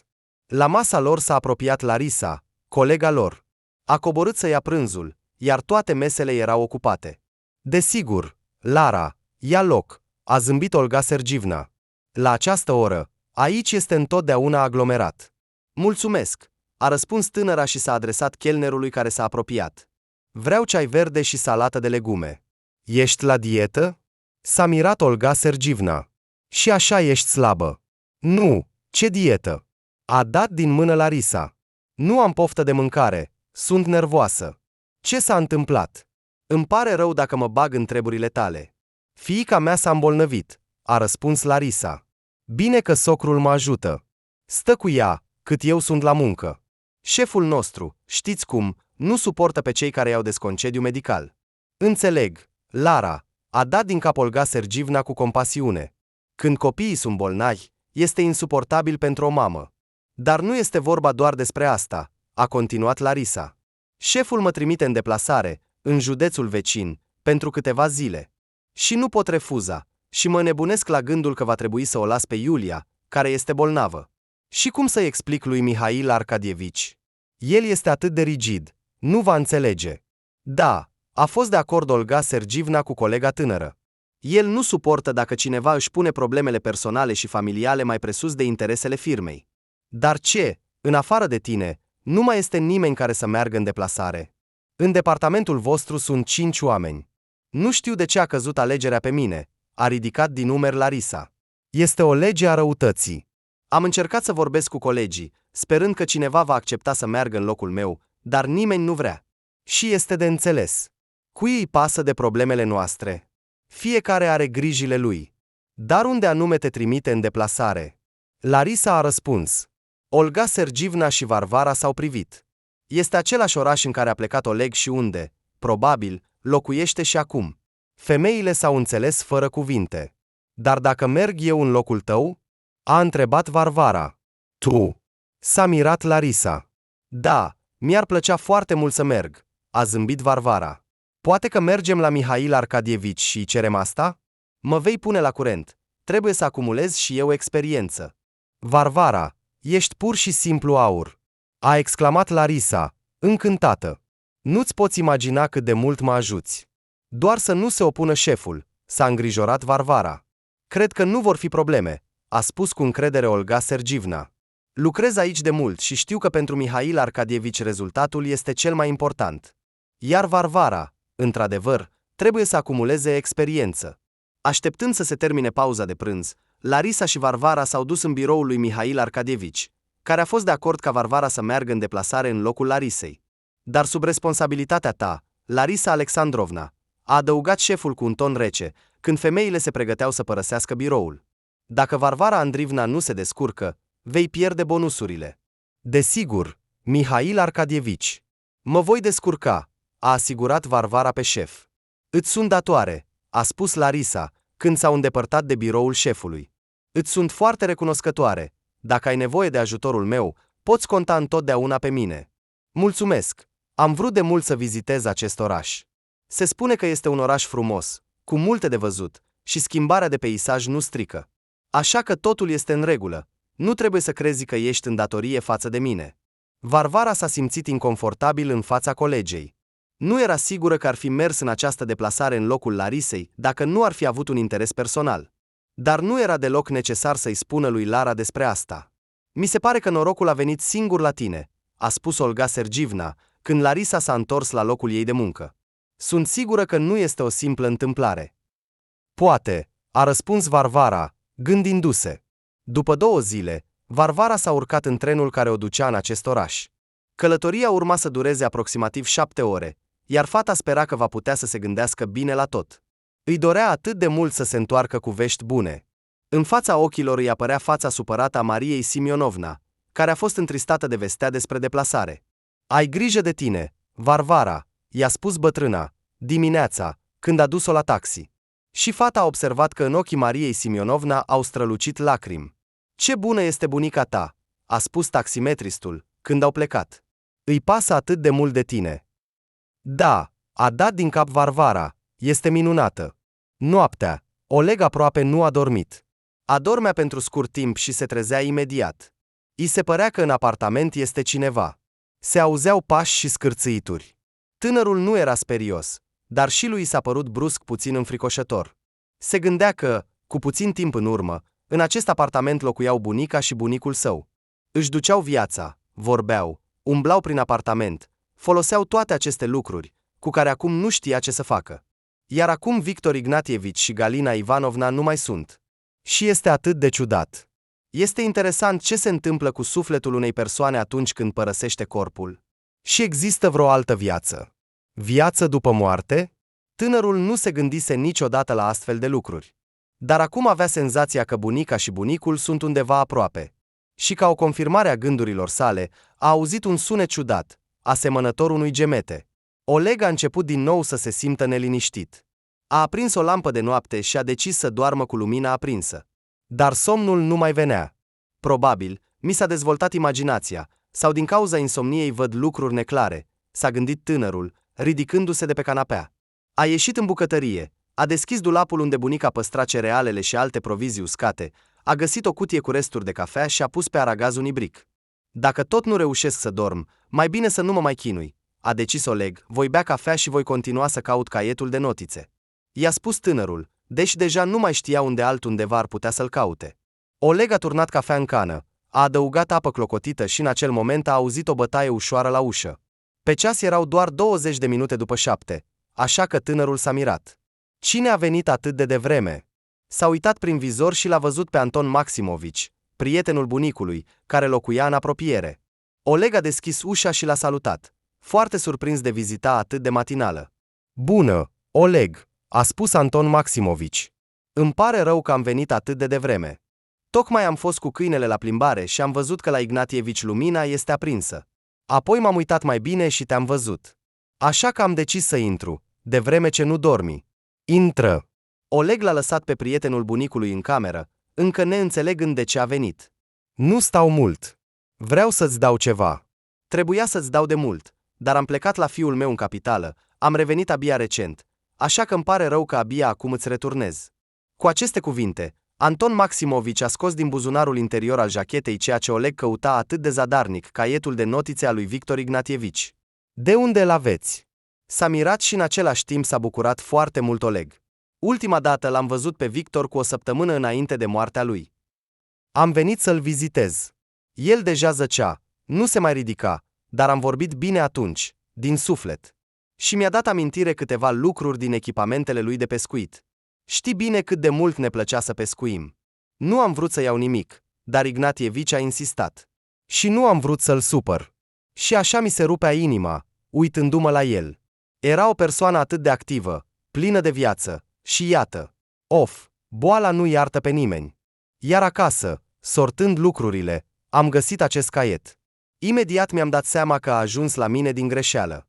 A fost deja după înmormântarea lui Ignatievici. Așa că am decis să-l dau Galinei când voi avea ocazia. Dar apoi am plecat la fiul meu, iar când m-am întors, am aflat că nici Galina nu mai este. Iar astăzi, când ți-am văzut silueta în fereastră, am decis imediat să-ți aduc caietul. Până la urmă, este o amintire a bunicului tău. Toate paginile sunt scrise cu o caligrafie ordonată. Poate vrei să păstrezi ceva în memorie. Îți mulțumesc, Anton Maximovici. Este cu adevărat un lucru foarte necesar pentru mine. Așa că e bine, a zâmbit bătrânul. Atunci mă voi duce. Îți doresc toate cele bune. Ești un băiat bun. Oleg, bunicul te-a iubit foarte mult. Să nu te îmbolnăvești. După ce a închis ușa, Oleg a început imediat să studieze caietul bunicului. Intuiția nu l-a înșelat. Curând a descoperit informațiile necesare. Seara, Varvara era deja în orașul dorit. Fata s-a cazat la un hotel situat aproape de gara. S-a bucurat să facă un duș, înfășurându-se într-un halat de baie confortabil, și a făcut ceai, așezându-se confortabil în fotoliu. Așadar, are câteva zile pentru a găsi sau măcar a afla ceva despre nepotul Mariei Simionovna. Fata a decis că, a doua zi, imediat ce va rezolva toate problemele legate de muncă, va merge la adresa pe care i-a dat-o Tamara. În timp ce Varvara călătorea cu trenul, A inventat o legendă pe care o va spune bunicii și bunicului lui Oleg, pentru a-i convinge să-i dea numărul lui de telefon. Legenda era destul de simplă, dar nu avea alte opțiuni pentru moment. Dacă rudele lui Oleg refuză să-i dea telefonul, îi va lăsa numărul ei și va cere să îl transmită nepotului, doar să mai locuiască la acea adresă și, în general, să fie în viață. Totuși, oamenii erau deja în vârstă, orice s-ar fi putut întâmpla. A doua zi, Varvara s-a eliberat în jurul orei 4 după amiaza. Deși nu reușise să prânzească și era foarte flămândă, fata a decis să nu piardă timpul. A comandat un taxi și a mers la adresa unde spera să-i vadă pe rudele nepotului Mariei Simionovna. A intrat fără dificultate în scara unui bloc cu 5 etaje. Deoarece interfonul era dintr-un motiv oarecare deconectat, a găsit apartamentul dorit și, cu inima bătând, a apăsat pe sonerie. Acum Oleg știa numele de familie care i-a fost dat la naștere. Oleg Ivanovici Litvinov. Așa l-ar fi chemat dacă tatăl vitreg nu l-ar fi adoptat. În caietul bunicului erau notate datele despre tatăl său biologic Ivan, părinții săi și adresa lor de acasă. Rămânea să sperăm că bunica lui pe tată, Maria Simionovna, este încă în viață. Totuși, ar fi dorit să o vadă, să vorbească despre Ivan, tatăl său. Ce fel de om era, ce îi plăcea, cu ce se ocupa? Poate că bunica știe răspunsurile la întrebările care îl frământau pe Oleg? De ce părinții lui s-au despărțit și mama nu a vrut să aibă nimic de a face cu familia lor? De ce Ivan a renunțat atât de ușor la drepturile sale părintești? Trebuie să existe o explicație pentru asta. Oleg nu se grăbea să părăsească apartamentul bunicii și bunicului. De ceva timp, îi se părea că cu cât mai mult stă aici, cu atât mai puține secrete rămân și multe se clarifică. Se bucura că, începând de astăzi, era în concediu, așa că nimic nu îl împiedica în următoarele zile să cumpere un bilet și să plece în orașul în care s-a născut și care, așa cum s-a dovedit, păstrează atât de multe secrete despre trecutul său. Privind la ceas, Oleg a decis că este timpul să plece. Se pregătea să-și viziteze mama la spital, iar acum era exact ora de vizită. În timpul zilei a vorbit cu mama și s-a bucurat că se simte mai bine și este acum hotărâtă să se ocupe serios de sănătatea ei. Au convenit cu tatăl să meargă împreună la mama. Dmitri Borisovici a promis că va veni să-l ia pe Oleg la începutul orei 5, iar tânărul a decis să-l aștepte afară. Ieșind din scara blocului, Oleg și-a pus ochelarii de soare pentru a-și proteja ochii de lumina soarelui strălucitor și s-a așezat pe o bancă în curte. Tatăl a sunat că a plecat deja și nu mai era mult de așteptat. În acel moment, în curtea casei a intrat un taxi, din care a coborât o fată drăguță, îndreptându-se spre scara din care tocmai ieșise. Interesant, la cine a venit? S-a gândit Oleg, admirând-o pe brunetă. Nu o întâlnise înainte. Ar fi fost bine dacă s-ar fi dovedit a fi o nouă vecină. Ușa din apartament nu s-a deschis. A așteptat aproximativ un minut și a apăsat din nou pe sonerie. Fără rezultat. Dar din apartamentul de vis-a-vis a ieșit o femeie de aproximativ 70 de ani, întrebând: "La cine ai venit?" "Bună ziua," a răspuns politicos Varvara. "Spuneți-mi, vă rog, locuiesc în acest apartament Galina Ivanovna și Victor Ignatievici Kravchenko?"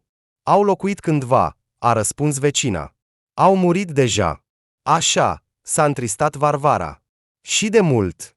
"Galina a murit recent, iar Victor mai de mult." "Așa că, nu mai locuiește nimeni aici?"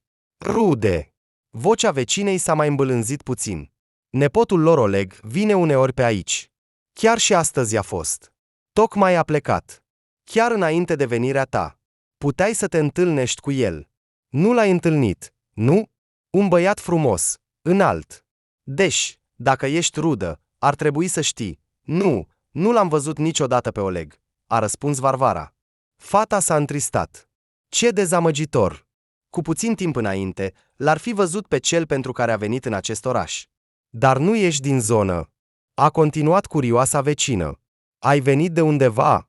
"Da, voi fi câteva zile în acest oraș, așa că am decis să vizitez și rudele îndepărtate," a răspuns Varvara, gândindu-se că curiozitatea și vorbăria vecinei îi sunt de folos. "Și nu ai adresa sau telefonul lui Oleg?"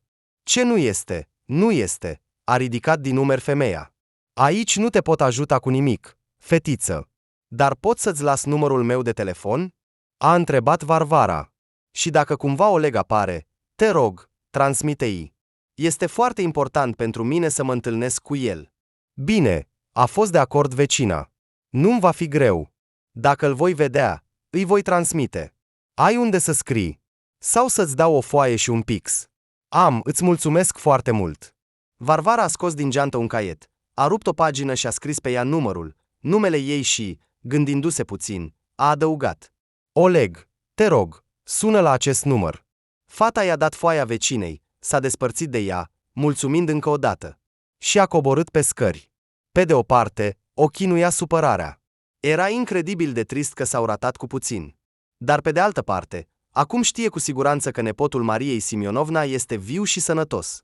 Asta înseamnă că există șanse ca întâlnirea lui cu bunica să aibă loc. Numai să apară în acest apartament în zilele următoare, până nu a plecat din oraș. Deplasarea Varei se apropia de sfârșit, iar ea nu reușise să ia legătura cu Oleg, aștepta apelul lui, dar dintr-un motiv oarecare, el nu suna. Oare vecina nu a transmis mesajul? Chinuindu-se de îndoieli, fata a decis să meargă din nou la apartament, unde Oleg apărea din când în când, sperând să-l găsească acolo, dar nimeni nu i-a deschis ușa. Atunci Varvara a sunat la apartamentul de vis-a-vis, unde locuia vecina vorbăreață, dar și aici a avut ghinion. Se părea că femeia nu era acasă. Fata, dezamăgită, a început să coboare pe scări și la primul etaj s-a întâlnit cu vecina, care urca încet spre apartamentul ei, purtând în brațe pungi grele. Bună ziua! S-a bucurat Varvara. Permite-mi să te ajut. Ei, ajută-mă, a fost de acord femeia, dându-i Varvarei pungile. Încă îl cauți pe Oleg? Da, nu a mai apărut. Nu l-am văzut, a răspuns vecina. Probabil, nu a venit. Aș fi auzit. Aici se aude totul. Dar va apărea el mai devreme sau mai târziu, nu te îngrijora. Dar trebuie să rezolvăm ceva cu apartamentul. El acum este stăpân aici. Dar eu plec mâine, a suspinat Varvara. Îmi pare rău că nu am reușit să ne întâlnim. Dar totuși, te rog, transmite-i mesajul, dacă cumva vine. Poate măcar să ne auzim la telefon. Îți voi transmite, nu te îndoi, a asigurat vecina, scoțând din buzunar cheile. Îți mulțumesc că m-ai ajutat cu pungile. M-am încărcat atât de mult, am primit pensia ieri, așa că am decis să fac provizii. Nu-mi place să merg la magazin pentru fiecare fleac. Poate că vii la mine la ceai? Nu, mulțumesc, voi merge, a spus Varvara, punând pachetele pe podea în hol. La revedere! Ei, cum vrei! La revedere! Noroc cu tine, fetiță! Aproximativ după o jumătate de oră după ce Varvara a plecat, femeia a auzit cum s-a închis ușa vecinului. Crezând că a venit Oleg, vecina a luat nota lăsată pentru Varvara și a sunat la apartamentul de vis-a-vis. Bună ziua, Natalia Victorovna, a spus Oleg, deschizând ușa. S-a întâmplat ceva. O fată a venit aici singură. La început voia să o vadă pe Galina cu Victor. A spus că este o rudă îndepărtată de-a dumneavoastră. A venit în orașul nostru pentru câteva zile. A trebuit să-i spun că Galina și Victor nu mai sunt. Atunci a început să te întrebe pe tine. Ce rudă? S-a mirat Oleg, strângându-și mintea. Din ce oraș nu a spus? Nu, iar eu nu am întrebat, a răspuns Natalia Victorovna. Nu este în regulile mele să interoghez oameni necunoscuți. Dar a cerut să-ți transmit nota. Iată, ține. O fată drăguță, de altfel. Pare de vreo 20 de ani. Varvara, a spus Oleg, citind nota. Nu cunosc pe nimeni cu acest nume. Ei, acum trebuie să te descurci cu această Varvara. Cine este ea, dacă este o rudă pentru tine sau nu, nu știu, a spus vecina și, gândindu-se puțin, a întrebat. Ce intenționezi să faci cu apartamentul? Vei locui aici sau îl vei vinde? Nu m-am gândit încă, Natalia Victorovna, a răspuns Oleg. Înțeleg. Ești cel care decide, desigur. Mă îngrijorez doar. Poate că vor apărea vecini noi, zgomotoși, obișnuiți cu liniștea. Aici, în jurul nostru, locuiesc aproape doar pensionari. După ce s-a despărțit de vecină, Oleg a privit din nou nota. Cine este Varvara? Căuta bunica și bunicul său. Oricât de mult și-a strâns mintea, nu putea să-și amintească nicio rudă cu acest nume. Decizând că o va suna mai târziu, Oleg a luat ceea ce venise să ia fotografia lui Ivan, după care a părăsit apartamentul. Nota a rămas pe noptieră în hol. Supărată, Varvara își punea lucrurile în geantă. Astăzi va dormi în hotel pentru ultima dată, iar mâine dimineață va merge acasă. Maria Simionovna o așteaptă cu nerăbdare. A sunat recent și a întrebat ce bunătăți să pregătească pentru sosirea ei. Varvara își dorea atât de mult să o bucure pe femeia în vârstă cu vești bune la întoarcerea ei. Desigur, Poate să-i spună măcar că Oleg este viu și sănătos și că locuiește în continuare în acest oraș. Sau mai bine să aștepte. Mai devreme sau mai târziu, el va apărea în apartamentul rudelor sale decedate, iar vecina îi va transmite nota. Altceva este dacă va dori să sune.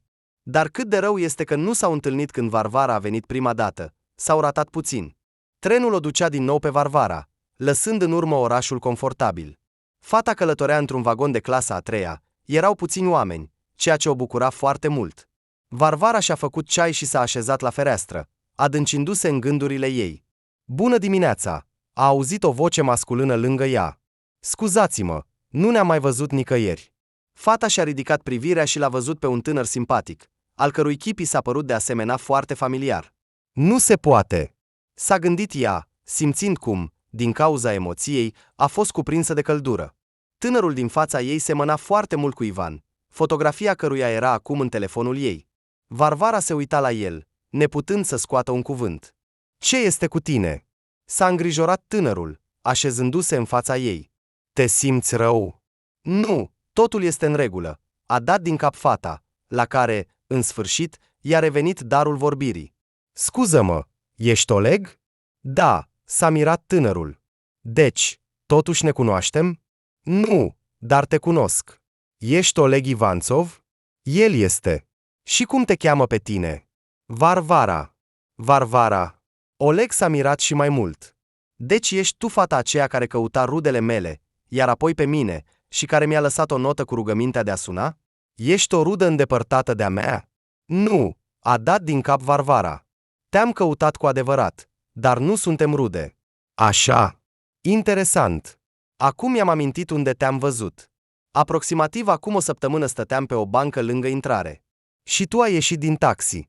M-am gândit la cine a venit o fată atât de frumoasă. Se pare că la mine. Așteaptă, dar de ce m-ai căutat? Este o poveste lungă, a suspinat Varvara, care începea să-și revină. Nu mă grăbesc, mai am câteva ore de mers. Și tu, de altfel, mergi departe? Auziți numele orașului în care mergea Varvara. Oleg a fluierat. Wow, iată că suntem pe aceeași cale, și eu merg acolo. Locuiești acolo? Da, și tu mergi în vizită sau în afaceri? Scuză-mă că întreb. Nu-i nimic, întreabă, a spus Oleg, deși nu știu ce să răspund. Se pare că merg în vizită, deși nu sunt sigur că cineva mă așteaptă. Varvara s-a uitat atent la tânăr și a fost străpunsă de o idee bruscă. Nu cumva el știe deja totul și merge să-și caute rudele pe linie paternă? Iar ea se gândește cum să-i comunice toate aceste vești. Așa că îmi vei spune de ce m-ai căutat? A întrebat Oleg, pentru că ard de curiozitate, dacă sunt sincer. Mi se pare că ceea ce voiam să-ți spun nu mai este un secret pentru tine, a răspuns Varvara după o scurtă tăcere. Îți este cunoscută Maria Simionovna Litvinova? Și da, și nu, a spus Oleg. Nu m-am întâlnit niciodată cu ea. Da. Așteaptă. De unde o cunoști? Eu închiriez o cameră la ea, a răspuns Varvara. Este bunica ta. Știi. Știu, a dat din cap tânărul. Dar mi se pare că știi mai multe decât mine. Îmi vei povesti? Și Varvara i-a povestit lui Oleg tot ce știa. Tot ce îi spusese Maria Simionovna despre familia ei, despre trecutul ei și despre cât de singură este bunica lui pe linie paternă și cum visează să-l vadă măcar o dată pe nepotul ei. Oleg a ascultat foarte atent, aproape fără să o întrerupă, schimbându-se uneori la față. Era evident cât de important și interesant era pentru el tot ceea ce îi povestea Varvara. Fata i-a arătat fotografiile tatălui său și ale tinerilor Maria și Nicolae. Am și eu o fotografie cu Ivan, adică tatăl meu, a spus Oleg, scoțând o fotografie din portofel. Am găsit-o întâmplător în apartamentul bunicii și bunicului. Semeni uimitor cu el, a zâmbit Varvara. De aceea mi-am dat seama că ești Oleg cel căutat. O asemenea asemănare pur și simplu nu poate să nu sară în ochi. Am fost șocat când am găsit această fotografie, a recunoscut Oleg. Varvara, hai să trecem la tu. Simt că ne vom mai întâlni de multe ori. Hai, a fost de acord Varvara. Apropo, de ce nu m-ai sunat? Am vrut, dar am lăsat nota ta în hol, iar numărul nu mi l-am memorat. Apoi mi-am amintit, dar nu am mai vrut să mă întorc. Bine că ne-am întâlnit astăzi aici, nu-i așa? Așa este, a zâmbit Varvara, simțind cum ceva se strânge în interiorul ei sub acest privire bâlândă și bună cu ochi de nucă. În timp ce vorbeau sub zgomotul roților, Varvara și Oleg nu au observat cum a trecut timpul. Le era atât de bine și ușor împreună, părea că se cunosc de mult. Oleg i-a povestit fetei despre el, despre copilăria sa, despre părinți. La început m-am supărat puțin pe mama pentru că mi-a ascuns adevărul despre tatăl meu biologic, a spus Oleg. Dar apoi am realizat că nu ar trebui să o judec pentru asta. Probabil că a vrut să facă bine. Iar Dmitri Borisovici a fost un tată bun, avea grijă de mine. Așa că nu am resentimente față de părinți. Dar totuși sunt fericit că bunica mi-a spus adevărul. Și acum vreau să o cunosc pe Maria Simionovna, bunica mea a doua. De fapt, chiar a treia. Mai este și mama lui Dmitri Borisovici, dar nu prea comunicăm. A plecat de mult să locuiască la fiica ei, ajutând-o să crească nepoții, iar eu nu am fost prea interesat de ea. Nu a dorit să comunice. Cândva m-am mirat de asta, dar acum înțeleg că, probabil, pentru că nu sunt de sânge. Acum, în viața mea, multe lucruri s-au așezat la locul lor. Și mă temeam că te voi găsi, iar tu nu vei dori să te întâlnești cu Maria Simionovna. Și, în general, mă îndoiesc că am dreptul să mă bag în viața ta și să-ți spun adevărul. Dar, așa cum s-a dovedit, temerile mele au fost nejustificate. Tu, în primul rând, deja ai aflat totul, iar, în al doilea rând, te-ai dovedit a fi o persoană bună și bâlândă. Ești atât de sigură de asta? A zâmbit Oleg cu o ironie. Ne cunoaștem foarte puțin. Poate că, de fapt, sunt un răufăcător viclean care a decis să profite de situație și să obțină apartamentul bunicii proaspăt descoperite. Varvara s-a speriat puțin și l-a privit pe Oleg, astfel de gânduri nu i-au trecut prin cap. Nu se poate. Sper că glumești? A întrebat fata. Da, bineînțeles că glumesc, a râs tânărul. Ce? Ai crezut? N-am avut nimic de genul acesta în minte. Pur și simplu ai spus atât de convingător că sunt bun și bâlând. Este scris pe fața mea? Nu știu, a dat din numeri Varvara. Mi se pare așa. Ai povestit despre copilăria ta, despre cei dragi, era evident cât de mult îți pasă de ei. Așa este. Și acum vreau să aflu și despre tatăl meu biologic. Ce fel de om a fost? Ce îi plăcea? Extern, semănăm foarte mult. Și mi-ar plăcea să înțeleg dacă ne asemănăm și în caracter, dacă avem interese și gusturi comune. Cred că Maria Simionovna, bunica ta, îți va povesti cu plăcere despre toate acestea. Știi, inima mea începe să bată nebunește când mă gândesc la cât de fericită va fi când te va vedea. Apropo, despre inimă. Totuși, bunica nu mai este tânără. Mă îngrijorez că nu cumva să-i facă rău de emoție când mă va vedea. Probabil că trebuie să o pregătim cumva, nu doar să ne prezentăm și să spunem, bună, bunică, eu sunt nepotul tău Oleg. Ai dreptate, a fost de acord Varvara. De asemenea, ești atât de asemănător cu Ivan, fiul ei decedat. Mă tem că apariția ta neașteptată ar putea o șoca pe Maria Simionovna. Ce să facem? M-am gândit că vom intra împreună în apartament și vom explica totul imediat.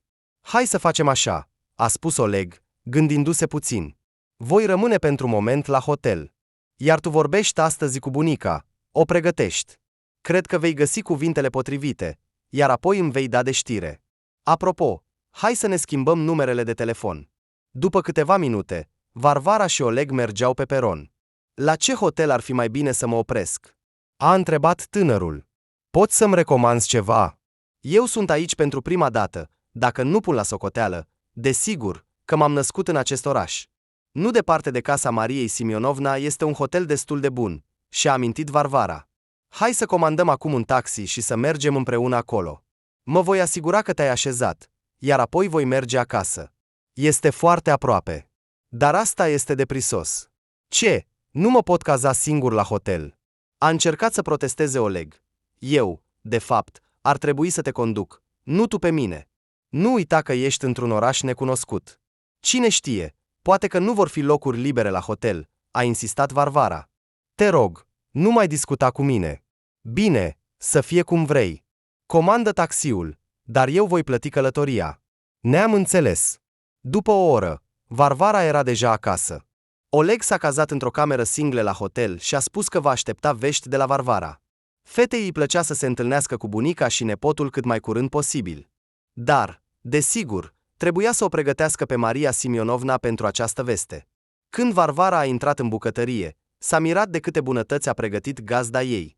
Pe masă erau așezate tot felul de aperitive și salate. Acum va fi și puiul. Este aproape gata. A început să se agite femeia în vârstă, uitându-se în cuptor. Maria Simionovna, îmi pare rău că ai pregătit o masă atât de splendidă. Oh, Varenka, sunt atât de fericită de sosirea ta. Te rog să mă ierți dacă am exagerat, dar nu am mai pregătit o masă festivă de mult timp. Și în plus, mai este și un motiv. Ce motiv? Este ziua mea de naștere astăzi și am vrut să sărbătoresc.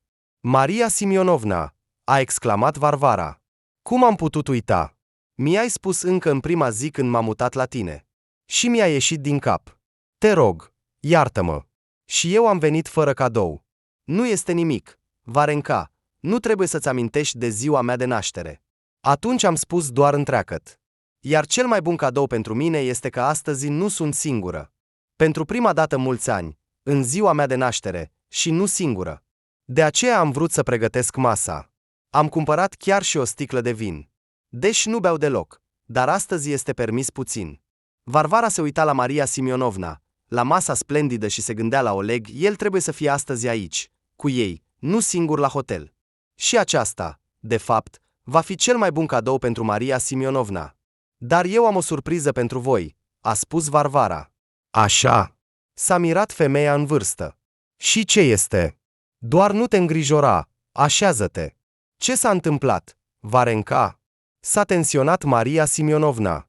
Nu vreau să te sperii, ci dimpotrivă să te bucur. Maria Simionovna, s-a întâmplat că în tren m-am întâlnit cu nepotul dumneavoastră. Oleg, cu cine? Cu Oleg. Cum este posibil?